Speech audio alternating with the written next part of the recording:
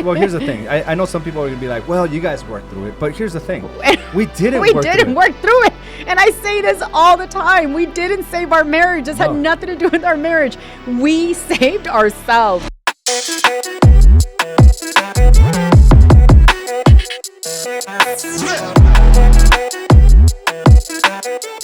What is going on, everyone, and welcome to another episode of Do the Work podcast. I am your host, Araujo. And I'm Carla Araujo. And we got a very interesting topic today, Carla. So what do we name it? Did we name it Who's a Coward? Who's a coward in a relationship? Is that right? All right, let's go with that. You know, you woke up this morning and you were reading your book.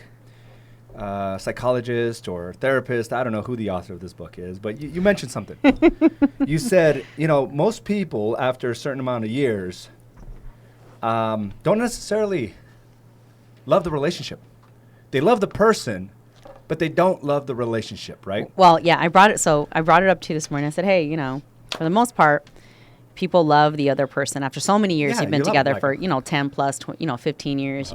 You love the individual, but you necessarily don't love the situation. You don't love the marriage so much as you love the person. So we started conversating, and how we kind of fell into that trap. We did. And so I mentioned something to you. Yeah, you did. And so you said, I got to be honest with you. And we were in such a deep conversation. We were connected. We were like, check this out. Everything was going good as I'm describing or discussing the book with you. Yeah, and because it made a lot of sense. Now, here's the thing.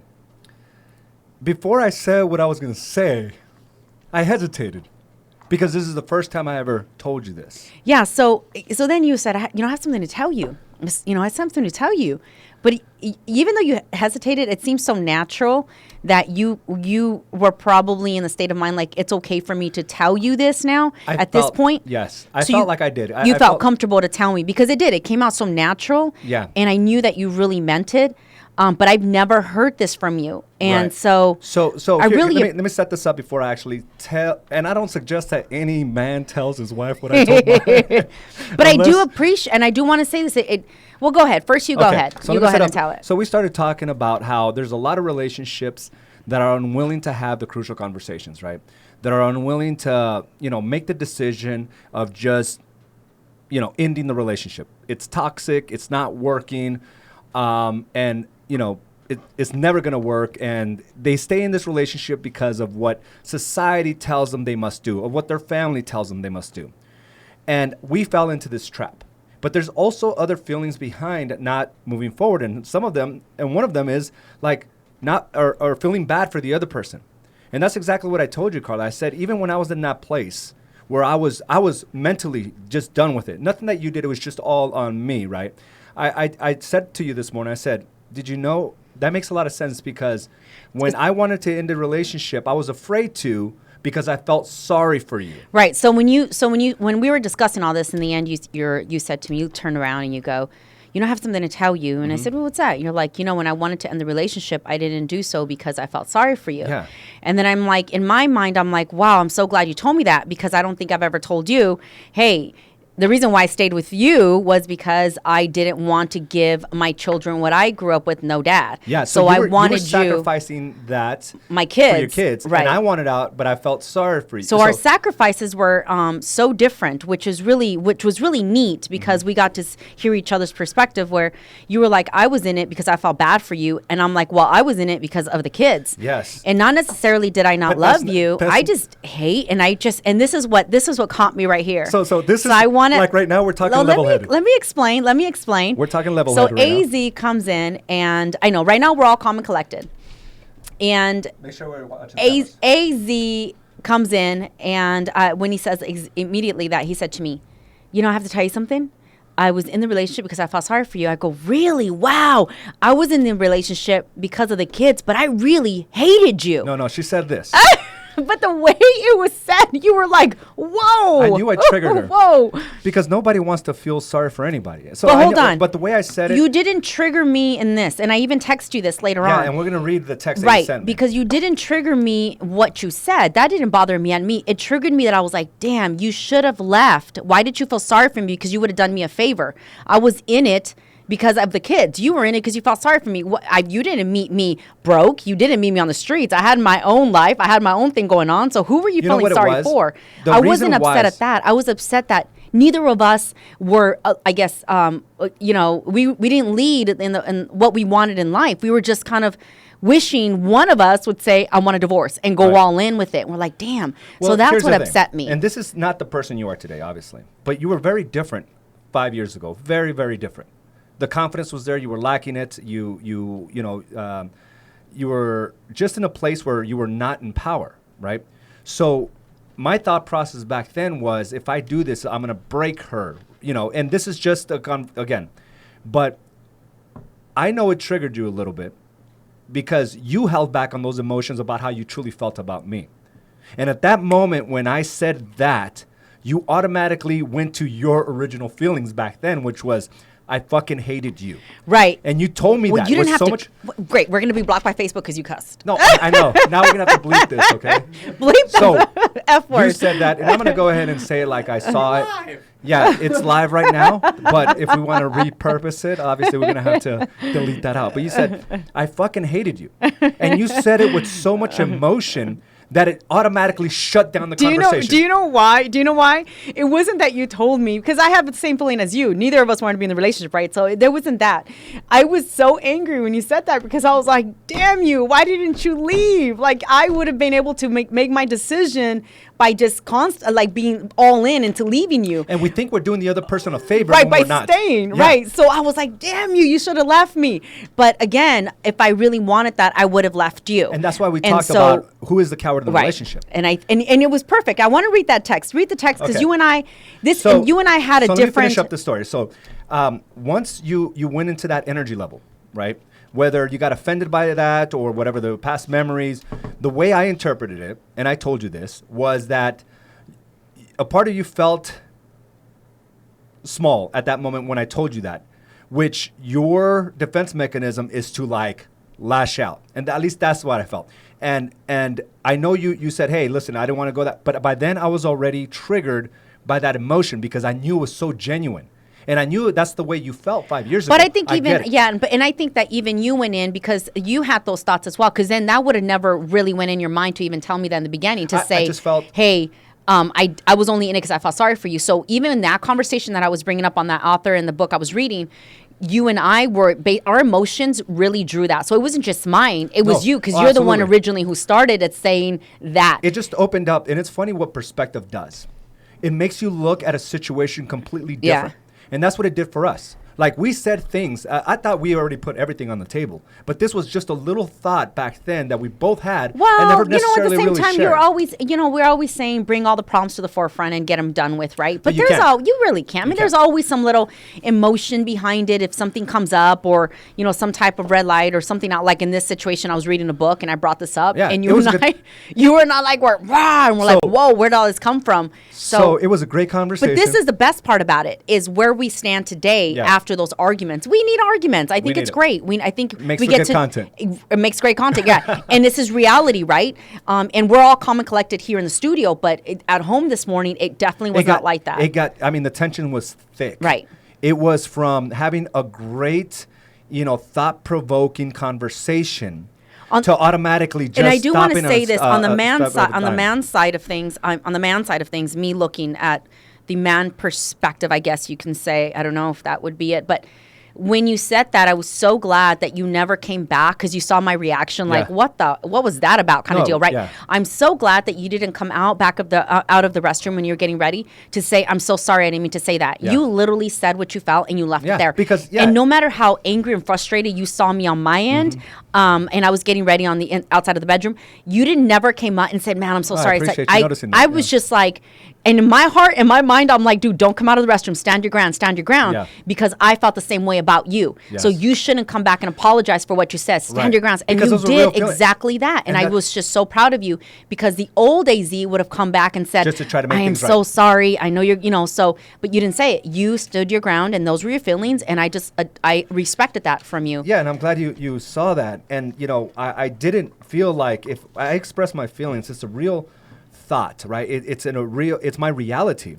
So for those couples that constantly apologize for things, you're going against your own, I guess, trust in yourself and how you feel. You feel like your feelings are not valid. Like, they shouldn't be that way, but they are. Right. So in this situation, even though we stopped at that moment, didn't get along. You were upset. I just didn't want to concede to the fact that the way I felt was wrong.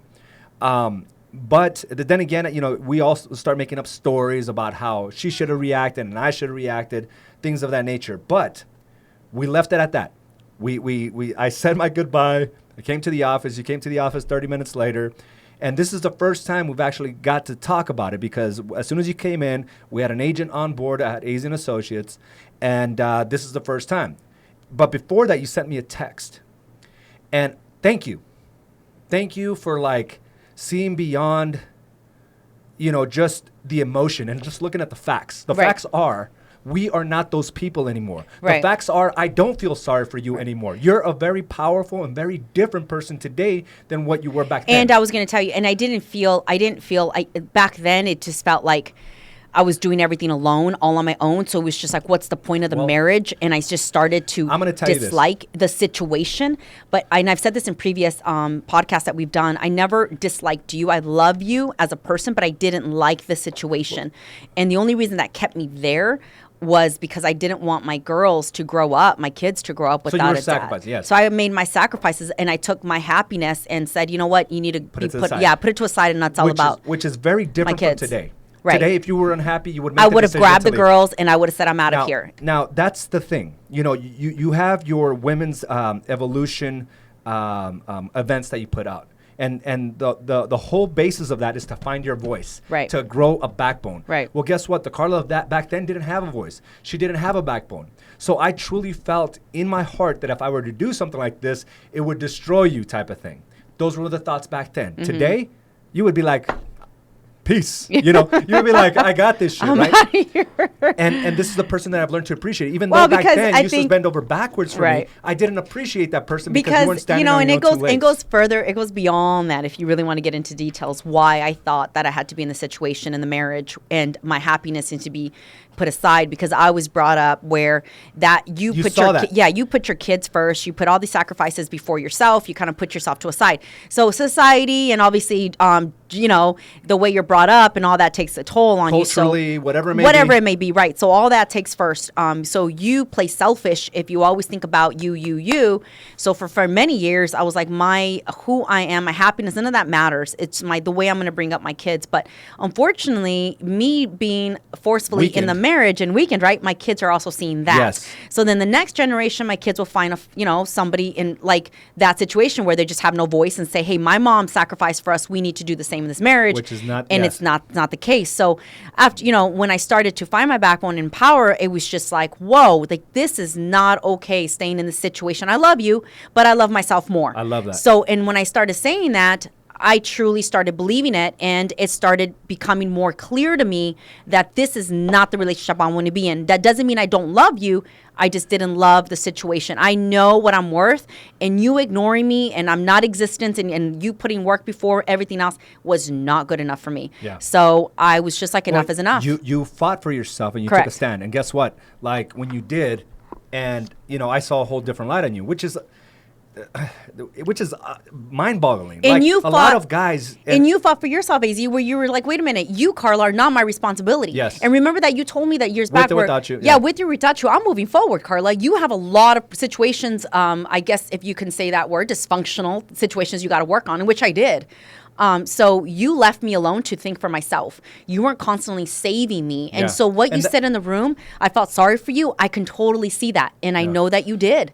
Yeah, and that's the thing. We're not saviors. No, you're not. And you may be in a relationship right now where you think you feel so bad for the other person, even though you're unhappy. They don't treat you with respect, with appreciation and love. And you remain in something like that without taking a stand for yourself. And you accept it until 5-10 years go by. You finally get the backbone to do something about it. And, if this can inspire you just to take that stand, to find that appreciation for yourself and to fight for yourself. Right. So if you're not being treated the way you want, it's like taking a stand. And if that other person doesn't rise up to that level, it's like time to make a decision. Right. But here's what the text message I got before you came in. So again, we hadn't talked all morning. It's about 2:00 right now. And but you did send me this text probably about 30 minutes after I got into the office. As I said, I got triggered because when you said that, I thought, why would you stay based on feeling sorry for me? I never wanted or asked for anything from you. You didn't find me on the streets or broke.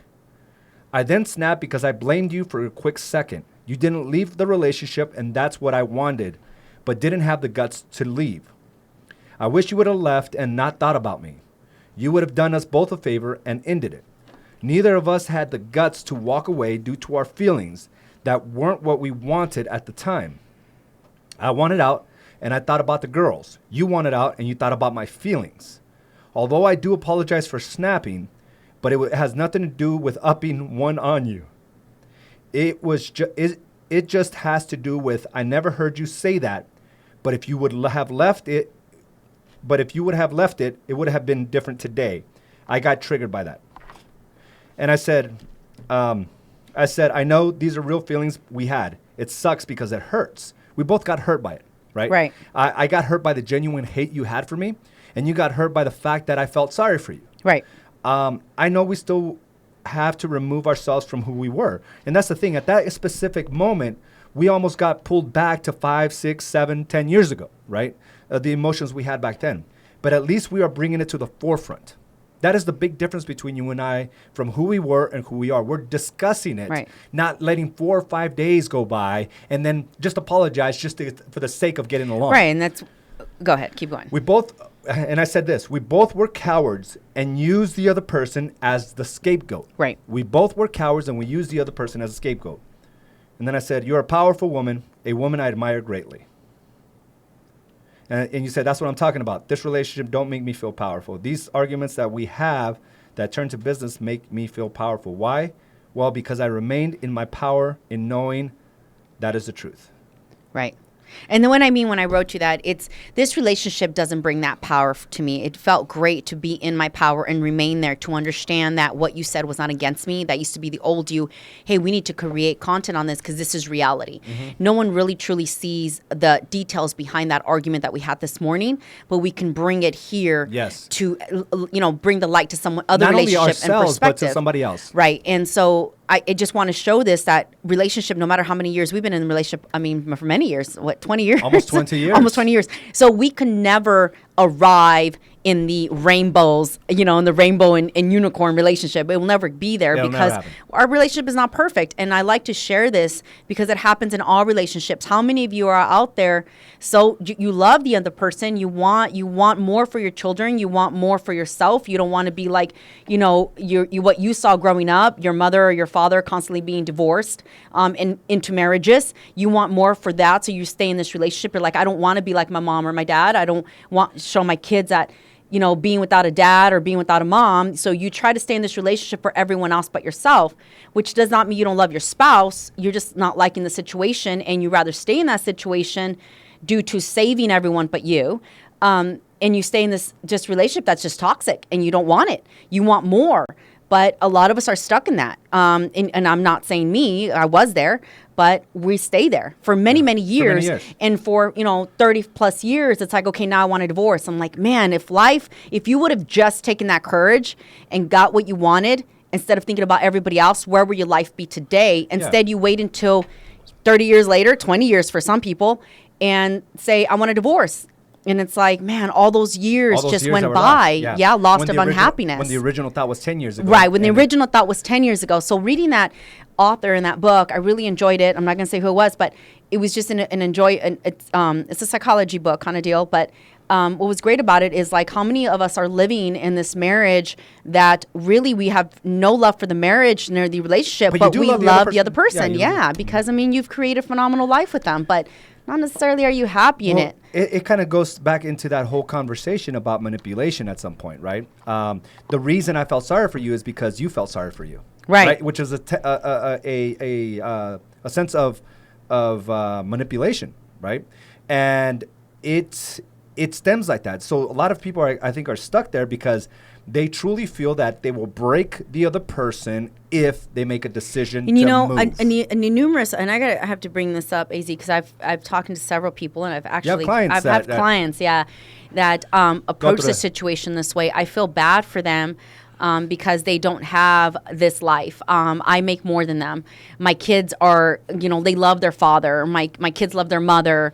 My wife is going through depression and anxiety. I feel sorry for her. I'm the main source of income. Where does my husband go? I make more than him. He's going to have to go and live in an apartment. And so you're always worried about the other person because we love them so much. So we're willing to sacrifice ourselves for that. Yeah. But at the end of the day, it's like you're doing injustice for the, like you have to be the courageous one to tell the other person, I don't want to be in this relationship. And you know what's funny, Carla? And everything will be okay with them. They have to figure themselves out. They'll be okay. It always works out. It always Yeah. works out. They're not broken. They're not little kids. No. They're adults that can figure things out. But here's the thing. We use the excuse of kids. Right. But if you really, like, if you have mature kids, like older kids, obviously when they're 3, 4, 5, they don't, and maybe they do understand. But when you have that conversation, and you keep telling yourself the story, I am staying in this for my kids. But if they really know the true story, but yet you use them as a crutch to stay there. Right. When in reality, if you would just go to your kids and you say, hey, listen, what do how do you see the normal reaction of the child is going to be, what does it have to do with me? Why do you have to leave my dad? Why do you have to leave my mom? So the normal reaction is going to be a crazy, emotional, but that's part of life. And I don't think it's always that way because your clients have told you too that, their kids understood. No. Obviously, they don't want it. No. What I'm saying is the emotion, the normal the regular emotions, and through them, it's going to be hurt. It's going to be all these emotions, but they're going to be okay. Yes, what you're doing is helping them understand that life is not perfect, and this is how you can handle these situations and still love the other person, not love the situation so much, but by staying in it, you cause a crazier mess because we think that we're doing, some favor for our kids and saving them from seeing this destruction life or whatever, but we're not because they're living it. They're seeing a weakened person, a house. I think they say broken home, but I think a broken home is when there's no love in the home. You can be married 20 years. That does not mean it wasn't a broken home. If there's no love in the household, then it's a broken home. It's broken, period. It's different, right. And I think it does more damage because now you're instilling in your kids, don't take a stand for yourself, bite your tongue. Your decision's your decision, and you're going to have to sacrifice that for the rest of your life. Pay the consequences. Saying, you laid in your bed, you make it kind of deal. Stay in it no matter what. No, it's like, wait, we have decisions to make, and we have one life. And I always tell this to my clients, I'm not saving your relationship. I'm no savior, but I'm just bringing on a decision perspective, like deciding what you want. And if you want on in this relationship, and because let's say your husband had an affair and you decided to stay in the relationship and you knew about it, then you stay in it and you're all in. But you can't rub his nose into it all the time. You can't be half in, half out. You're going to be all in because that's the decision you made. So there's so many things out there that we try to avoid and blame other people with, not blame other people, but put the responsibility on reasons why we're staying, think it's better, and it's not. I mean, we're not doing a favor to the other person. They're going to be okay. Well, here's the thing. I know some people are going to be like, well, you guys worked through it. But here's the thing. We didn't work through it. And I say this all the time. We didn't save our marriage. This had nothing to do with our marriage. We saved ourselves. Yeah. We individually went solo. And we said, okay, the divorce was like the last thing on our mind, right? At that point, we were just like, let's just go, let's go work on us. We didn't want to separate or divorce because we wanted to be with other people. We did this because we knew there was so much within us that we needed to work on. So when we found ourselves, we were like, okay, now let's see if we love to be in this relationship. Yeah. So I think we stopped growing emotionally, towards each other at some point. So when we both decided to just focus on ourselves, we wanted to at least give it a chance to see if the newly found self would work together. Right. And that's it. But we knew the relationship we had to end. Mm-hmm. That relationship is dead. It's dead. It was done. And we were going to start a new one with maybe somebody else. Or maybe we wouldn't by ourselves. Have. But definitely not the way it was. Right. So we decided to come back together. So that's the thing. But it all took the initial step of taking a stand for yourself. That's the whole premise of what we're trying to say here. Like the way things are, if you're unhappy, something needs to change because it's not going to change on its own. Well, I got to tell you, when I ended up going that route and saying, okay, Carla, go do you, girlfriend, and go figure yourself out kind of deal. And I fell in love with myself and I saw the power in my backbone and all this was great. You look hot. You look good. Then I had to come back to say, if I want to be in this relationship, and I said, okay, I do want to be in this relationship, but now let me see if I'm going to be still attracted to you. So I come back and I'm looking at that's you. Not a question. And I'm just like, man, he's like, I got to stay. Like, you know, I mean, I'm a man. I'm a man. Yeah, right that's what I'm here. talking about. Like, right. good little piece of meat right there. I was like, I got to continue this relationship. So I went in and thinking about it different. Yeah, because you saw me stepping up. I need to still be attracted to you, which I was. The king arrived. That's what I'm saying. That's like I've always were attracted to you, but I just did not like you. I didn't, and it was hard to be attracted to you because I didn't like you. Well, there's 3 components of attraction, right? There's mental, there's emotional, and there's physical. Yeah. I don't think we really had a problem on the physical side. We've always like, that's what I'm talking about. Like, that's always been hot. That's good. Like, yeah, but then, you know, when you... There ain't no complaints there. And I had to go figure that out. But I was like, well, I can't even like go and start dissecting that part because the physical, man, we knew that was on point. Physical was on point. Yeah. But it was the mental and emotional side that we were just struggling. And it seemed like the emotional side was going down the drain. Right. And but we took the right measures. We took the right steps. And it would never have started if we just didn't take care of ourselves first and foremost. Right. You know, we talk about the P3 concept, right? The prime 3, which is, you know, finding that power, that personal power. And I think that's what we did. We found our personal power, both mentally and physically. Yep. Which fueled our purpose. Right. Internally. It starts with you and, you know, with you first. Right. It starts with me first. Then we took the other person into consideration through the external purpose, right? So we have an internal purpose and then we have an external purpose for our kids, for our, you know, our husbands, our wives, whatever it may be. But from that, we realize the profits in all aspects of our lives. Yep. And the profits is confidence, it's money, it's like a great marriage. But we started dialing into what created this entire relationship. And it really was the P3. Right. Power, purpose, profits. And you know, it's amazing how far we've come, Carla. And I'm glad that, you know, even though it started out, it was a good start out to the morning. It went south quickly, but we both realized that we're different people today. And it went bad. And I don't feel sorry for you. You should feel sorry for me now. I don't feel sorry for you. I'm going to flip the role. You can't leave me, baby. What am I going to do without you? I don't know. Nobody's going to love you the way I love you. That's what I'm talking about. That's straight up manipulation. No one's going to love you the way I do. Some guys, nobody's going to love you. You're nothing without me.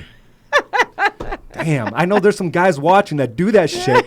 Wake the fuck up, man. That's messed up. Messed up right there. And there are guys. I have clients that tell their wives that. You can't leave me. What am I going to do? What am I going to do without you? How is that my problem? Grow a pair. Grow a pair. Quit being a little bitch. Grow a pair and go, carry on, my brother. Carry on. Don't make your spouse feel sorry for you. Own it powerfully. Have them want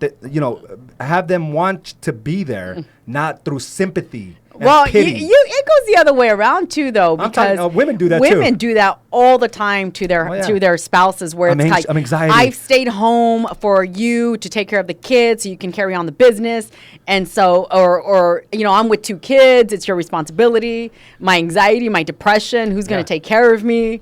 I mean, and it goes years like that, so it goes both ways. It goes both ways. It really does. But for the most part, on the clients that I coach, are definitely the men manipulating the women on this one. So we do have a couple announcements. I want you to stay tuned to dothework.com. Go ahead and rate, subscribe, and review our podcast. But there's another women's event coming up on September. So this is a closed event. There will only be 10 individuals, 10 women that will be. You're closing it off to only 10 people because I am 10 people. 12 is what we have. 12. Okay, 12. But I think you said 10. Yeah, I said 10. 10. We're going back to 10, Ricky. 10. That's it. And the reason why 10 is because Ricky. This is Mark intense. that. This is intense. It's nothing where you're going to feel like you're just part of a motivational seminar. This is about breaking down the stories you have right now in your marriage, the stories you have for yourself, for your business, in all aspects of your life. And it's so intense that this is the way you want to deliver it, right, Carla? Because it makes a true impact that will last a lifetime. And so if you're interested in that, keep an eye out for that. Details are set out to come, but that's dothework.com. And I think that's all we have, right, Carla? Are you good? Nope, that's all. Stay tuned for more information. There's definitely being more out there. But for those who follow me, it's a 2-day event. So get ready for that. Get ready for that. And it's going to be fire as always. So just get ready for some info on there. More to come. All right. So that's it. So, just review what we talked about and where are you holding back? Where do you need to make a decision? and it's time to have those crucial conversations. Guys, that's all we have, and we'll talk to you soon.